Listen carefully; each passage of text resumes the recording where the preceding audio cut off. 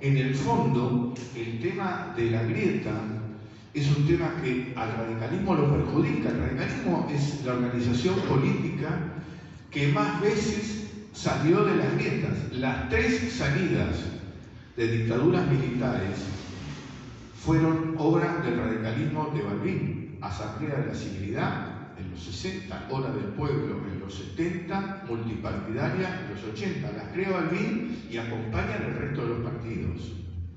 Si vamos más profundo, para evitar las grietas estas tremendas que hay, yo diría que la primera gran solución política, el primer acuerdo político indispensable, fue el del Club del Progreso, la creación del Club del Progreso pocos meses después que Rosas es derrotado en la batalla de Caseros, que junta unitarios y federales, urquicistas y letristas, porteños y provincianos, e incluso a los rosistas. Los incorpora, hace un acuerdo, y eso es la base del famoso crecimiento argentino de 1852 a 1930.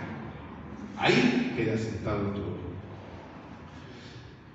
Pero ese crecimiento económico, social, etcétera, le faltaba un tema, que era nada más y nada menos que el voto popular. ¿Cómo construir una sociedad moderna si la gente no puede elegir a sus gobernantes? Y ahí se produce el segundo gran acuerdo. 1912, presidente Sáenz Peña con el líder radical Hipólito Yrigoyen. Ley Sáenz Peña, voto general. Y después de mucho andar y de mucho trapisonda, es el acuerdo Balbín-Perón del 72. Y fíjense qué casualidad. De 1852, Caseros, hasta la ley Sáenz Peña pasan 60 años. De la ley Sáenz Peña al encuentro de Balbín-Perón pasan otros 60 años. Llevamos 50, nos faltarían 10 para el próximo acuerdo. Me parece que no llegamos así. Me parece que vamos a tener que ganar estos 10 años. Y esta necesidad de acuerdos, el acuerdo posible sobre las convergencias de las políticas públicas de la Argentina a construir, la fuerza política con más incluso respeto de la ciudadanía para organizarla, es la Unión Cívica Radical, como que organizó un montón de estas.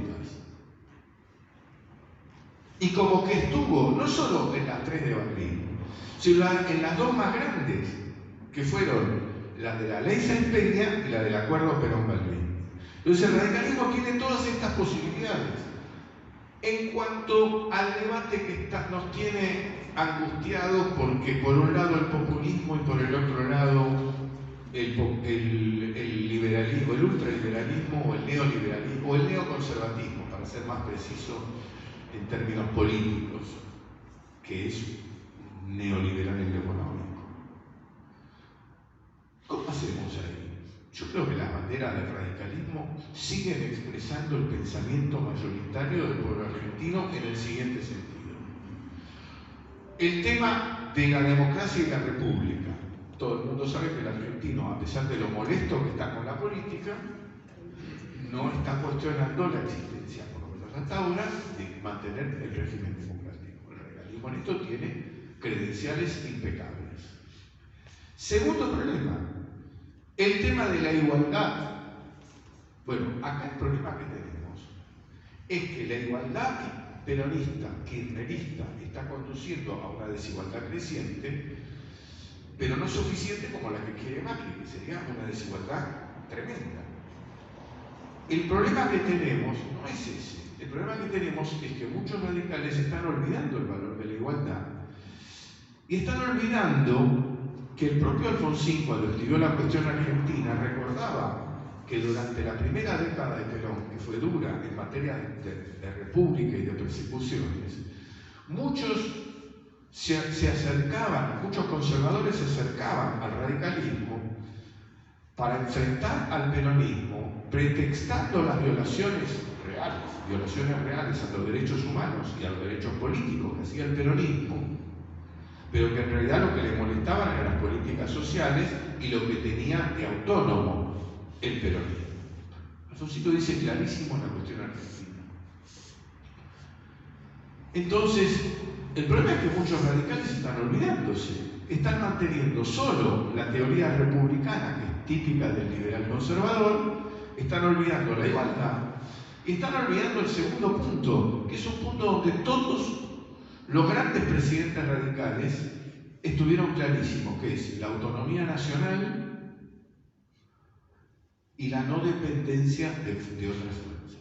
Nosotros pensemos que las fuerzas, el que fue presidente Macri quiere volver a ser presidente para un alineamiento incondicional parecido al de Menem con Estados Unidos. La presidenta Cristina, durante su gestión, por primera vez en 200 años de historia entregó una base que tiene competencia militar, que es el caso de la base famosa china, que aparece hasta en una serie también, los chinos discutiendo con una norteamericana. Pero ustedes espían siempre, sí. ¿Y ustedes no espían acaso? No, nosotros solo en China. ¿Y afuera no espían? Bueno, sí, hay una pequeña base en Argentina. Pancam se llama la serie. Es australiana y es muy divertida y muy interesante. Entonces, para ir terminando, nosotros tenemos las banderas que son y siguen siendo las banderas del pueblo argentino, pero si nosotros no lo decimos, el pueblo argentino no se entera. No se acuerda. Que los problemas son muchos, siempre son muchos los problemas. Al radicalismo le llevó, ¿cuánto tiempo le llevó? 26 años llegar al gobierno, porque estuvo.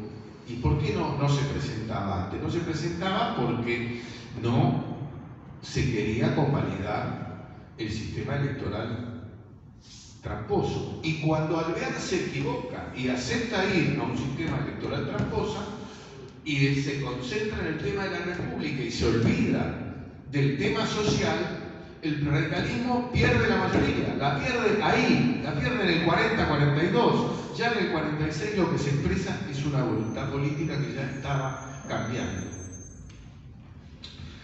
Entonces, ¿qué hacemos? Yo diría que el trabajo para dentro del partido es un trabajo clave para recuperar y exigir a la dirigencia del partido que no cometa disparates como pedir juicio político del presidente. El radicalismo nunca pidió juicio político al presidente. No le pidió juicio político a Cristina, no le pidió juicio político a Néstor, no le pidió juicio político a Menem, a pesar de lo que hizo con la Corte Suprema. No le pidió juicio político a Isabel ni a Juan Perón. Y por supuesto ni a Cámpora, ni a Duarte, ni a los que duraron poco. Entonces, ¿cuál sería el motivo? El motivo es un motivo para mí incomprensible, me preocupa mucho.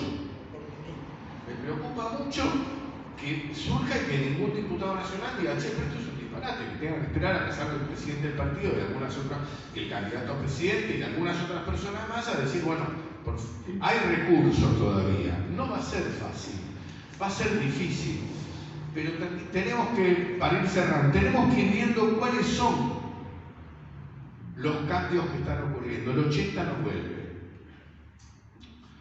porque también había cambiado. Irigoyen dice que era antiguo. Trajo la radio a la Argentina. La radio no existía, la trae Irigoyen. Es uno de los primeros países. Cuando dice que la primera emisión no fue de Pittsburgh en Estados Unidos, sino fue una acá, en el Coliseo.